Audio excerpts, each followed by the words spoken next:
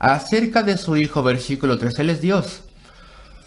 Y aún así se hizo hombre, Jesucristo, su nombre personal, nuestro Señor, que era del linaje de David según la carne.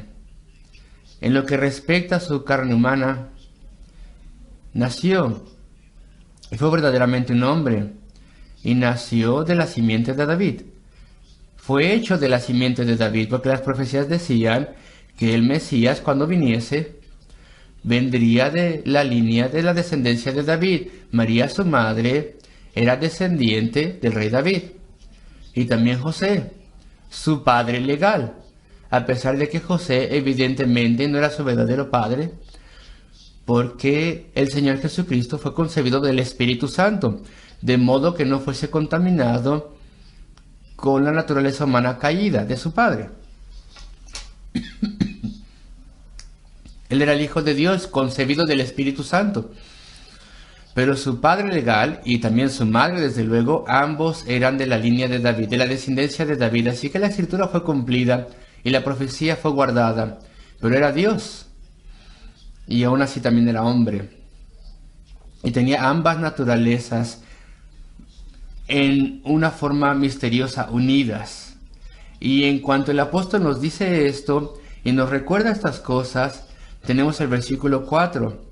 Y hay que entender este versículo 4. Escúchenlo. No solamente nació en la carne, con una naturaleza humana, unida a su naturaleza humana, divina, pero en el versículo 4 fue declarado Hijo de Dios con poder. En el griego, la palabra que se traduce declarado es la misma palabra que dice horizonte, o de donde viene la palabra horizonte, y nos ayuda a entender el significado de declarado. La palabra griega horizonte también significa o se refiere a un límite, algo que está demarcado, delineado, marcar los límites. El límite es mostrado, el límite entre dos países, por ejemplo. Así que esta palabra declarado significa señalado como el Hijo de Dios.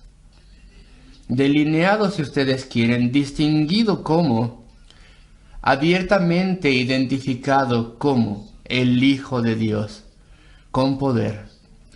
¿Qué quiere decir el apóstol aquí? Fue hecho de la simiente de David, esa es la Reina Valera 1909, según la carne, versículo 4, Reina Valera 60, fue declarado, se demostró que era, señalado que era el Hijo de Dios con poder. Continúo con la Reina Valera 60. Significa dos cosas. Primero que nada, porque es la resurrección la que será mencionada, primero que nada la resurrección claramente le señaló como el Hijo de Dios, con poder, para resucitar, para levantarse de los muertos, se tiene que tener el poder de Dios y poder sobre la muerte y el poder de la vida. Así que la resurrección, dice Pablo, y lo dirá, le señalaba como el Hijo de Dios que poseía gran poder. Pero hay mucho más aquí, debido al contraste en lo que respecta a la naturaleza humana, descendiente de David, y a través de la resurrección, señalado como el Hijo de Dios con poder. Hay algo nuevo aquí, queridos amigos, entiendan esto, es maravilloso. Debido a que Cristo sufrió y murió por nuestro pecado, y tuvo éxito al hacer ello, y por completo cargó el castigo de todo el pueblo de Dios, de todos los hijos de Dios, debido a que Él vivió una vida perfecta de justicia, lo cual ganó el cielo para todos los hijos de Dios. Debido a esos logros, a este logro, entonces pudo ser demostrado en la resurrección que ahora tendría el poder y el reino por sobre todos los redimidos hijos de Dios. Hay un elemento nuevo aquí. Se puede decir que la resurrección solo muestra lo que ya era verdad. Él era más que un hombre. Él era el Hijo de Dios que tenía gran poder. Él siempre había sido el Hijo de Dios. Él tenía poder infinito. Él podía romper las cadenas de la muerte y la resurrección nos mostró que eso era verdad. Que el Calvario tuvo éxito y que Él era el Hijo del infalible Hijo de Dios con poder. Pero más tenemos aquí, lo cual muestra que aquí ahora ya ha ganado el reinado de toda la creación y de los redimidos de Dios. Ahora, en cierto sentido, nada ha cambiado. Él era Dios antes, Él es Dios después de la resurrección. En este sentido, nada ha cambiado.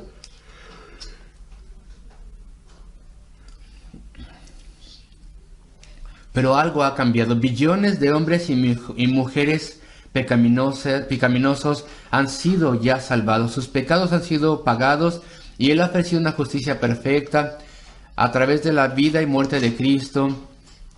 Esto ha hecho mérito suficiente para ganar el cielo por ellos. Es algo maravilloso ha sido logrado. La obra ha sido completada. Ahora puede ser declarada. Él es el Hijo de Dios y el Rey de Gloria y el Rey de los redimidos para toda la eternidad.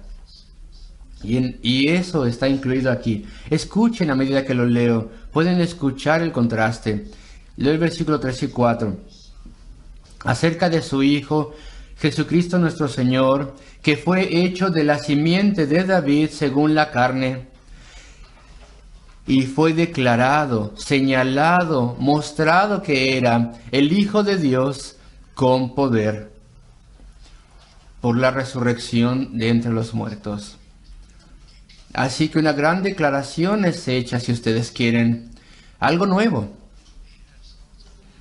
No solamente tiene el derecho como creador, derecho de ser rey, sino que ahora ha agregado a eso el derecho ganado al morir y sufrir y vivir una vida perfecta por su pueblo.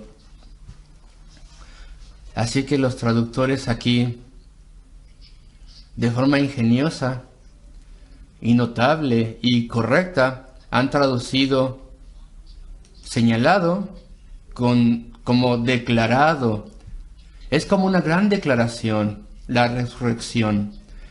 Y aquí en el versículo 4, no vamos a poder avanzar mucho esta mañana, pero aquí también en el versículo 4 tenemos según el Espíritu de Santidad. Ahora, muchos comentaristas bíblicos de hace años dirían una cosa así, que el significado de esto, el Espíritu de Santidad, simplemente quiere decir que Cristo, a través de su disposición de santidad perfecta, tuvo el mérito de ser declarado el Hijo de Dios con poder. Pero otros comentaristas bíblicos dicen, y es difícil saber quién está bien, pero otros dicen que aquí el Espíritu de Santidad tendría que estar en mayúsculas, como está en la Reina Valera del 60. Espíritu de Santidad. Esto también significa que el Espíritu Santo tiene participación en la resurrección de Cristo. Y esto probablemente es verdad. Y esto tal vez es el sentido correcto. Pero no voy a quedarme mucho aquí porque quiero avanzar al versículo 5 brevemente. Y por quien recibimos la gracia y el apostolado. Aquí tenemos ya la primera mención de la gracia en la epístola. Esta será la epístola de la gracia. La gracia, esta palabra se menciona una y otra vez y se explica. Y va a ser una cosa ante lo cual nos maravillaremos. Y aquí está la primera vez que se menciona. En caso de que quisieran pensar, dice el apóstol Pablo, que hay algo especial al respecto de mí, o que yo he tenido mérito para obtener el favor de Dios, o que yo me he merecido ser un apóstol, o que yo me he ganado este estatus, este cargo u oficio especial. No. En lo que respecta a mí, hablando de mí, todos los apóstoles parece decir en el versículo 5, por quien recibimos la gracia. Primero menciona la gracia. Es tan solo por gracia, nos explica el apóstol, que he sido salvo. Y es tan solo por gracia, favor inmerecido de Dios, que un día fui nombrado apóstol y me fue dado este privilegio. No puede dejar esto de lado. Él le recuerda a sus lectores esto: por quien yo y los demás apóstoles recibimos de forma inmerecida este favor de Dios en la salvación y el apostolado. Este oficio o cargo especial, qué privilegio. Podemos escuchar sus pensamientos, que un perseguidor tan malvado como era yo, tener este privilegio que Dios me dio, este cargo, este oficio. ¿Y por qué los apóstoles recibieron estos oficios, este cargo? ¿Cuál era el propósito supremo? Aquí está, a mitad del capítulo 5, por quien recibimos la gracia y el apostolado para... Este es el objetivo, para la obediencia a la fe en todas las naciones, por amor de su nombre. Esta es la tarea de los apóstoles, este es el objetivo, el traer a millones y billones de personas a obediencia a la fe, a arrepentimiento, a la fe y confianza en Cristo Jesús, a conocerle y a honrarle entre todas las naciones. Esa es nuestra más grande tarea. No somos apóstoles, pero nuestra gran tarea es la obediencia a la fe, obediencia de la fe o a la fe. No somos llamados por Dios y salvos y se nos da vida eterna para que vengamos a este edificio y simplemente alimentemos nuestra alma y nada más, y tengamos conocimiento y aumentemos en piedad. Todo eso es correcto, sí, pero el gran objetivo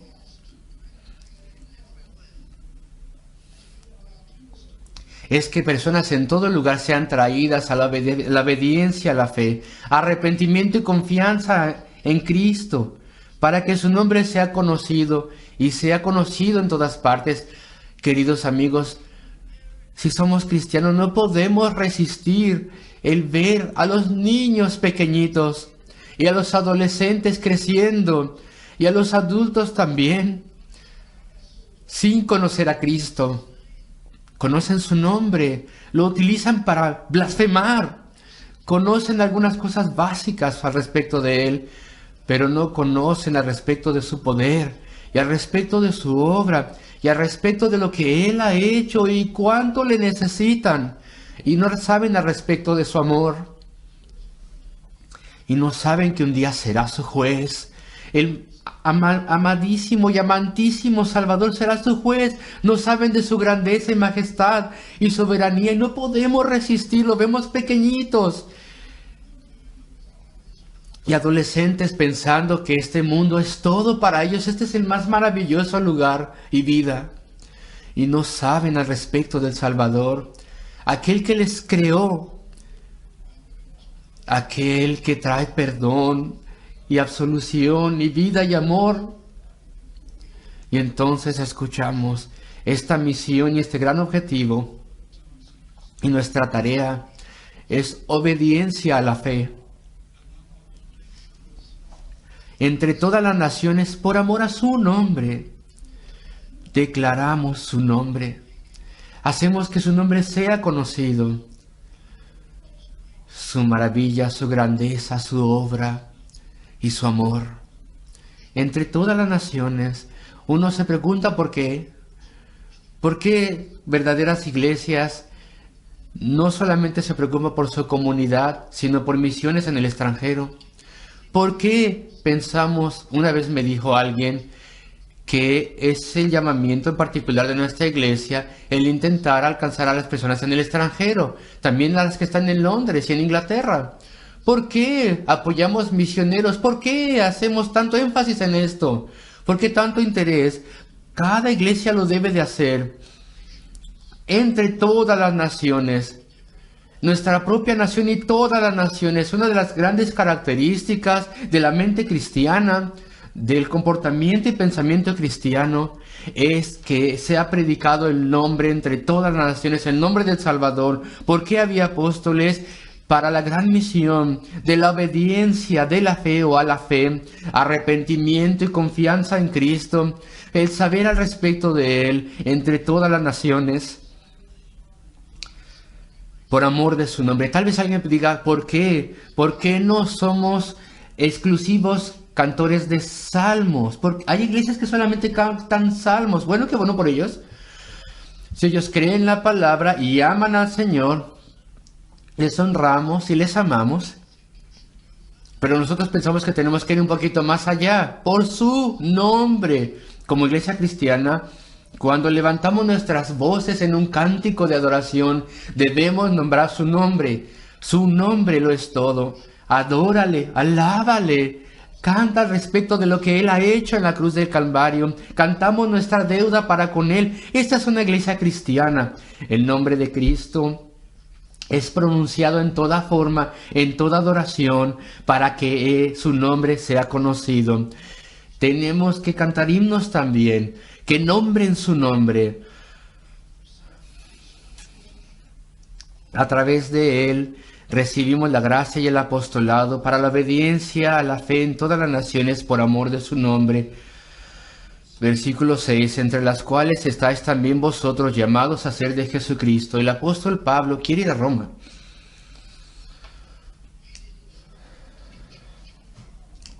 Él no fundó la iglesia de Roma, no la comenzó.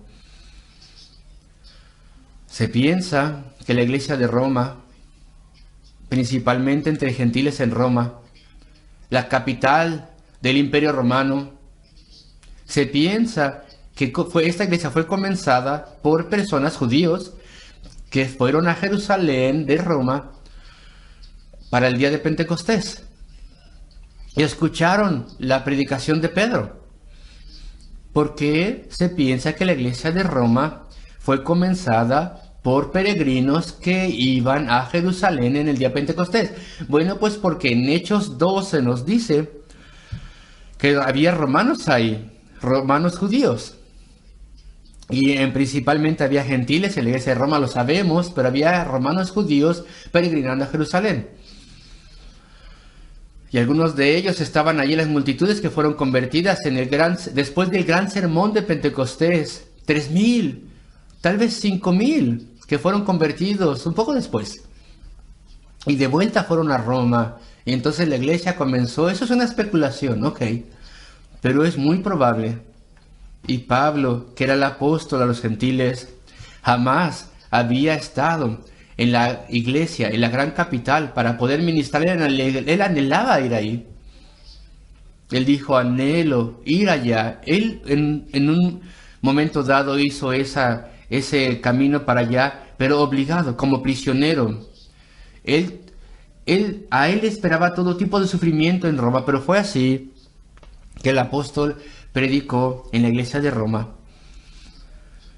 Y cuando él pensaba al respecto de Roma, él no decía, quiero venir a Roma, quisiera ver el Fórum, quisiera ver los grandes edificios romanos. Él no dijo, quisiera ver el Coliseo. No se había construido todavía, vendría después, pero el anfiteatro sí estaba ahí.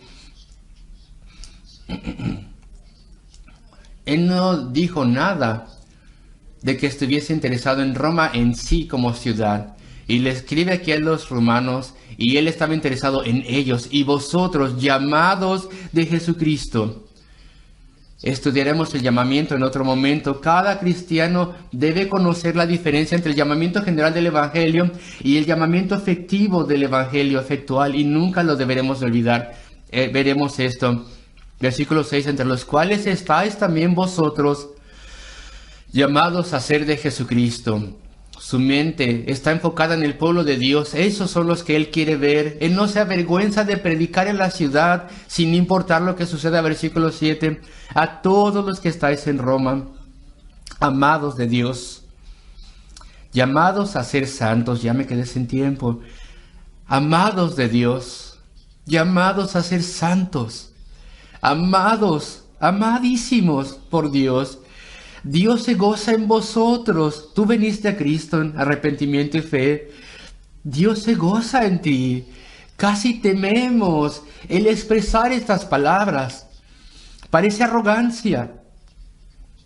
Pero si verdaderamente has venido a Cristo, eres alguien en cuyo corazón Dios ha obrado, llamado por Él. Él tomó la iniciativa en la salvación. Tú no le buscaste primero que nada. Él te llamó a ti, porque Él se gozó en ti desde antes de la fundación del mundo. Estos son pensamientos maravillosos. Tú eres su interés especial. Cristo ha venido a sufrir en la cruz del Calvario y a comprarte a ti. Dios te defiende. Dios te da luz a través de su palabra. Dios incluso te castiga algunas veces. Dios te da grandes privilegios para servirle y para adorarle. Dios te escuchará cuando clames a Él cada que lo hagas.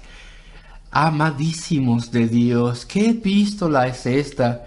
Será una epístola hermosísima para todos los que están en Roma, amados de Dios, llamados a ser santos. Que el Señor nos hable ahora y en las semanas venideras, si es su voluntad, a través de este gran libro revelador de Cristo.